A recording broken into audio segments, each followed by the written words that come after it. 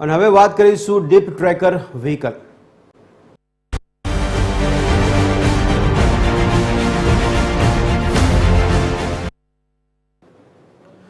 જો ગુનેગારોએ ક્રાઇમ કરી હથિયાર નદીમાં ફેંક્યું તો પણ ગુજરાત પોલીસ શોધી કાઢશે। ડહોળું પાણી હશે તો પણ પુરાવા મળી જશે।